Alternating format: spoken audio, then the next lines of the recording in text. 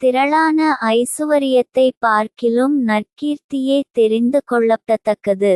பொன் வெள்ளியை பார்க்கிலும் தயையே நலம்.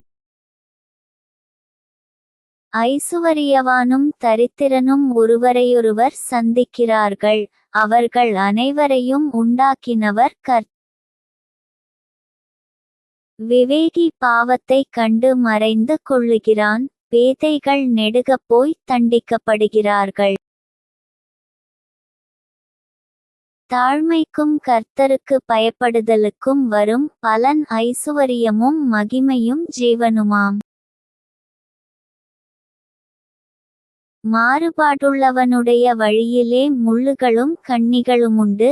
தன் ஆத்துமாவை காக்கிறவன் அவைகளுக்கு தூரமாய் விலகிப் போவான். பிள்ளையானவன் நடக்க வேண்டிய வழியிலே அவனை நடத்து. அவன் முதிர்வயதிலும் அதை விடாதிரு. ஐசுவரியவான் தரித்திரனை ஆளுகிறான்.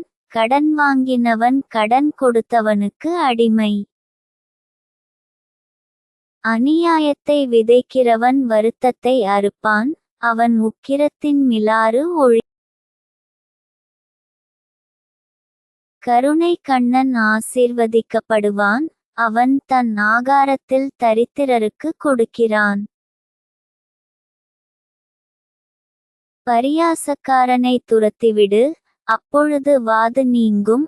விரோதமும் அவமானமும் ஒழி.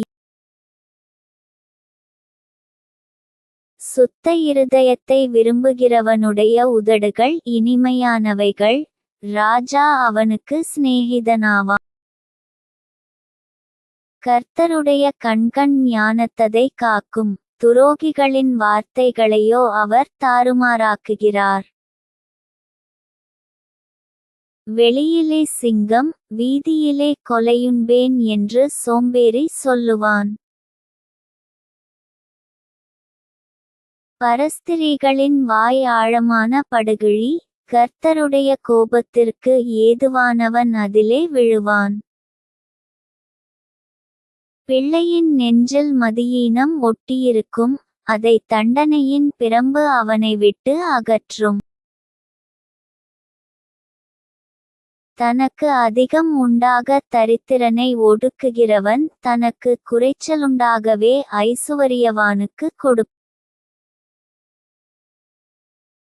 உன் செவியைச் சாய்த்து ஞானிகளுடைய வார்த்தைகளை கேட்டு என் போதகத்தை உன் இருதயத்தில் வை. அவைகளை உன் உள்ளத்தில் காத்து அவைகளை உன் உதடுகளின் நிலைத்திருக்க பண்ணும்போது அது இன்பமாயிருக்கும். உன் நம்பிக்கை கர்த்தர்மேல் இருக்கும்படி இன்றைய தினம் அவைகளை உனக்கு தெரியப்படுத்துகிறேன்.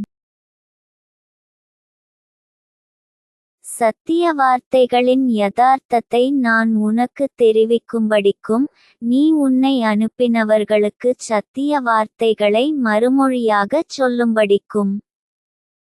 ஆலோசனையையும் ஞானத்ததையும் பற்றி நான் உனக்கு முக்கியமானவைகளை எழுதவில்லையா? ஏழையாயிருக்கிறான் என்று ஏழையை கொள்ளையிடாதே. சிறுமையானவனை நியாயஸ்தலத்தில் உபத்திரவப்படுத்தாதே. கர்த்தர் அவர்களுக்காக வழக்காடி அவர்களை கொள்ளையிடுகிறவர்களுடைய பிராணனை கொள்ளையிடுவார். கோபக்காரனுக்கு தோழனாகாதே, உக்கிரமுள்ள மனுஷனோடே நடவாதே. அப்படிச் செய்தால் நீ அவனுடைய வழிகளைக் கற்றுக்கொண்டு உன் ஆத்துமாவுக்கு கண்ணியை வருவிப்பாய். கையடித்து உடன்பட்டு கடனுக்காக பிணைப்படுகிறவர்களில் ஒருவனாகாதே. செலுத்த உனக்கு ஒன்றுமில்லாதிருந்தால் நீ படுத்திருக்கும் படுக்கையையும் அவன் எடுத்துக்கொள்ள வேண்டியதாகுமே. உன் பிதாக்கள் நாட்டின பூர்வ எல்லைக்குறியை மாற்றா. தன் வேலையில் ஜாக்கிரதையாயிருக்கிறவனை நீ கண்டால் அவன் நீசருக்கு முன்பாக நில்லாமல் ராஜாக்களுக்கு முன்பாக நிற்பான்.